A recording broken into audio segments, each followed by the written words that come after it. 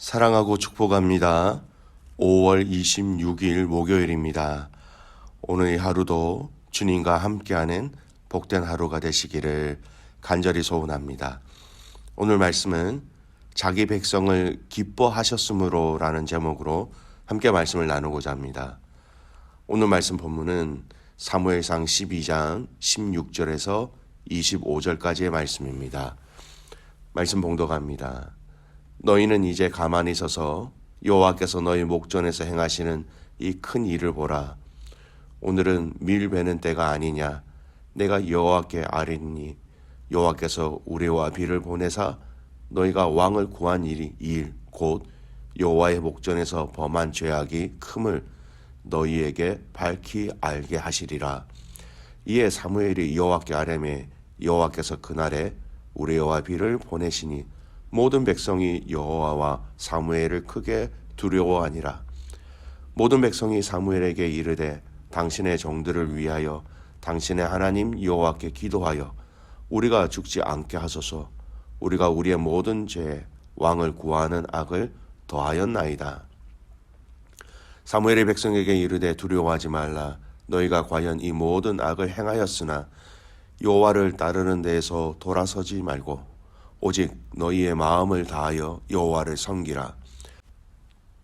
돌아서서 유익하게도 못하며 구원하지도 못하는 헛된 것을 따르지 말라. 그들은 헛되니라. 여호와께서는 너희를 자기 백성으로 삼으신 것을 기뻐하셨으므로 여호와께서는 그의 크신 이름을 위해서라도 자기 백성을 버리지 아니하실 것이요. 나는 너희를 위하여 기도하기를 쉬는 죄를 여호와 앞에 결탄코 범하지 아니하고 선하고 의로운 길을 너희에게 가르칠 것인즉 너희는 여호와께서 너희를 위하여 행하신 그 큰 일을 생각하여 오직 그를 경외하며 너희의 마음을 다하여 진실이 섬기라. 만일 너희가 여전히 악을 행하면 너희와 너희 왕이 다 멸망하리라. 아멘. 오늘 말씀 제목은 자기 백성을 기뻐하셨으므로 라는 제목으로 함께 말씀을 나누고자 합니다. 오늘 말씀은 이스라엘 백성들을 향한 사무엘 선지자의 메시지의 후반부 내용입니다. 먼저 사무엘은 이스라엘 백성들에게 왕을 구한 것이 하나님 앞에서 큰 죄라는 것을 기적을 통하여 직접 보여주고 직접 느끼게 하지요. 17절 말씀 보겠습니다. 오늘은 밀 베는 때가 아니냐. 내가 여호와께 아뢰니니 여호와께서 우레와 비를 보내사 너희가 왕을 구한 일 곧 여호와의 목전에서 범한 죄악의 큼을 너희에게 밝히 알게 하시리라. 여러분, 이스라엘의 기후는요 우기와 건기로 확실하게 나누어집니다. 우기는 10월에서 그 다음에 3월까지 지속되고요. 건기는 5월에서 9월까지 계속 지속됩니다. 그래서 건기가 5월부터 시작되고요. 또 마침 밀 베는 때는 5월과 6월입니다. 이것을 감안해서 살펴보면 본문에 오늘은 비가 전혀 내리지 않는 이 건기에 해당되는 그런 때인 것이지요. 그러므로 이러한 건기에 우레와 비가 내린다라는 것은 우연한 자연현상이 아니라 하나님에 의해서 이루어진 기적적인 사건임을 알게 하는 것이지요. 이 기적을 통해서 하나님은 이스라엘 모든 백성들에게 사람의 왕을 구한 것이 큰 죄라는 것을 다시금 명확하게 알리고 계신 것이었습니다. 하나님은 당신의 백성들, 당신의 자녀들이 죄를 짓지 않고 회개하도록 하시기 위하여 이러한 자연 질서 가운데 기적을 행하심으로 이스라엘 백성들에게 여전히 말씀하고 계신 것이었죠. 그만큼 하나님은 이스라엘 백성들이 이 죄에 대한 부분에 민감하기를 원하시고 또 죄에 대해서는 철저하게 깨닫게 하시기를 원하신다라는 것을 알 수 있습니다. 왜 그럴까요? 여러분, 죄가 있으면 하나님과 멀어지기 때문입니다. 죄가 있으면 하나님과 거리가 당연히 생기게 되는 것이지요. 하나님은 이 사무엘 선지자를 통해서 이러한 기적을 통해서라도 그들의 죄악을 알려주시고 당신과 깊은 그 관계가 끊어지지 않도록 역사하시고 일하시는 하나님이셨던 것입니다. 하나님은 사랑하는 당신의 자녀와 늘 항상 가까이 함께 하시기를 원하시는 것입니다. 그 이유가 무엇일까요? 그 이유에 대한 그 답을 오늘 본문 22절에서는 이렇게 얘기합니다. 22절 말씀 보십시오. 여호와께서는 너희를 자기 백성으로 삼으신 것을 기뻐하셨으므로 여호와께서는 그의 크신 이름을 위해서라도 자기 백성을 버리지 아니하실 것이요. 오늘 이 22절 말씀은요, 하나님이 정말 이스라엘 백성들을 진심으로 사랑하셨다라는 것을 알 수 있습니다. 그리고 하나님은 그들을 당신의 백성으로 삼으신 것이 너무너무 기쁘셨다라는 것이죠. 그래서 이 백성들을 절대 버리지 아니하십니다.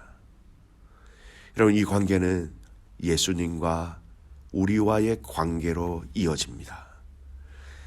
예수님은 우리를 너무너무 사랑하셨습니다. 자신의 목숨보다 더 사랑하셨습니다. 그리고 당신의 자녀로 우리 모두를 삼으셨고 끝까지 포기하지 아니하시고 우리를 안으시고 우리를 보호하시고 여전히 우리를 인도하고 계시는 것이지요. 우리가 부족하고 연약하고 늘 넘어지고 거룩하지 못하지만 그러한 우리를 이미 알고 계신 그 주님께서 여전히 우리를 끝까지 사랑하고 계신 것입니다. 여러분, 사단이 우리에게 주는 그런 죄책감 또는 낮은 자존감에서 여러분 이기시기를 바랍니다. 우리가 아무리 부족해도, 우리가 아무리 연약해도, 우리가 우리 자신들을 생각할 때 너무 형편없는 삶이라 할지라도 그럼에도 불구하고 우리 주님은 저와 여러분을 너무너무 사랑하신다는 것, 오늘 이 말씀을 잊지 않는 복된 하루가 되시기를 소원합니다. 두 번째, 이 기적의 일들을 통하여서 하나님은 이스라엘 백성들에게 회개의 역사를 이루어 가시는 것을 볼 수 있지요. 그들은 이 기적을 보고 사무엘에게 부탁합니다. 여호와 하나님께 기도해서 우리가 죽지 않도록 해달라 간청하지요. 19절 말씀 보십시오. 모든 백성이 사무엘에게 이르되 당신의 종들을 위하여 당신의 하나님 여호와께 기도하여 우리가 죽지 않게 하소서. 우리가 우리의 모든 죄에 왕을 구하는 악을 더하였나이다. 여러분, 우리가 죄를 깨닫고 회개한다라는 것은 정말 중요합니다. 여러분, 죄라는 것을 먼저 알게 되는 것, 깨닫는 것, 더 쉽게 얘기하면 이것이 죄다라는 것을 인지하는 것, 여러분 그것부터가 하나님께서 허락하신 은혜입니다. 그리고 그 죄에 대해서 하나님께 용서해 달라고 우리가 반응하는 것 또한 큰 은혜이지요. 죄를 깨닫기는 하지만 여러분 깨닫는 것에서 그칠 수가 있습니다. 이스라엘 백성들은 늦었지만 하나님께 자신의 죄를 범하였다, 악을 행하였다 그렇게 고백하면서 그 다음 단계로 넘어가서 하나님께 자신의 죄들을 용서를 구하고 있는 모습을 봅니다. 여러분, 죄의 깨달음은 은혜의 시작입니다. 그런데 거기에서 우리는 그치면 안 됩니다. 그 죄를 용서해 달라고 하나님 앞에 간구해야 되는 것이죠. 그리고 좀 더 나아가서 한 걸음 더 나아가면 그 용서를 구하는 것에서 더 나아가서 이제는 과거에 그렇게 했던 마음과 생각과 행동을 중단하고 그치고 돌아서는 것입니다. 죄라는 것을 깨닫고 용서를 구하는 것으로 회개의 정의를 내리면 여러분 부족해요. 이제 그것을 그만해야 하는 결단이 있어야 하는 것이죠. 그런 생각, 그런 판단, 그런 행위를 더 하지 않는다라는 것입니다. 이스라엘 역사를 통해서 우리에게 보여주시는 그런 과정들이 있습니다. 무엇입니까? 용서를 구하는 것에서 더 나아가 그들의 행위가 계속해서 반복되어져 왔다라는 것입니다. 죄를 깨닫고 용서를 구하였지만 한 단계 더 나아가 그 죄된 행위를 더 이상 반복하며 그 죄를 저지르지 말아야 하는데 그것을 계속해서 반복적으로 행하였다라는 것입니다. 하나님을 두려워하며 하나님만을 섬겨야 하는데 이 단계에 이르지 못한 것이죠. 마태복음 3장 8절에 이런 말씀이 있습니다. 그러므로 회개에 합당한 열매를 맺고, 합당한 열매가 무엇입니까? 과거에 죄의 열매를 맺히는 것이 아니라 이제 죄가 그것이 끊어져서 의의 열매, 선한 열매를 맺어야 한다는 것입니다. 여러분, 회개는 절대 부끄러운 것이 아닙니다. 회개는 하나님의 은혜입니다. 회개는 축복입니다. 회개는 하나님께서 하나님의 백성들에게 허락하신 놀라운 은혜이지요. 저와 여러분의 삶에 이 성령님으로 인하여서 회개라는 것으로 그치는 것이 아니라 회개에 합당한 열매를 맺는 아름다운 그 삶을 주님 앞에 드리는 저와 여러분이 되시기를 간절히 소원합니다. 마지막 세 번째, 오늘 이 본문의 가운데 이 선지자 사무엘이 이 백성들을 위하는 기도의 내용을 좀 살펴보겠습니다.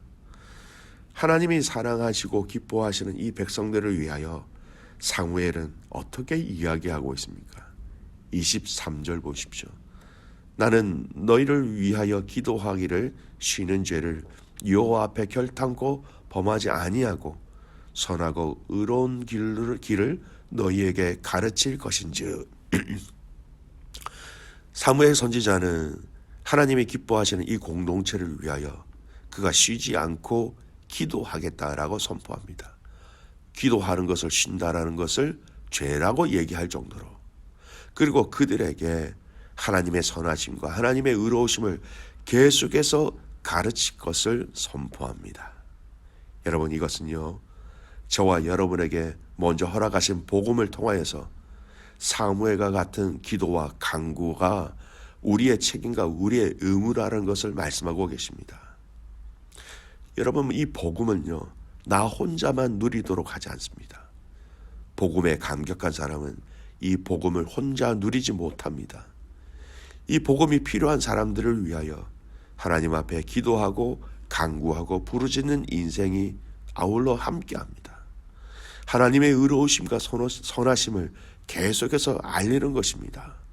복음을 아는 사람, 복음에 감격한 사람, 복음을 정확하게 받아들인 사람.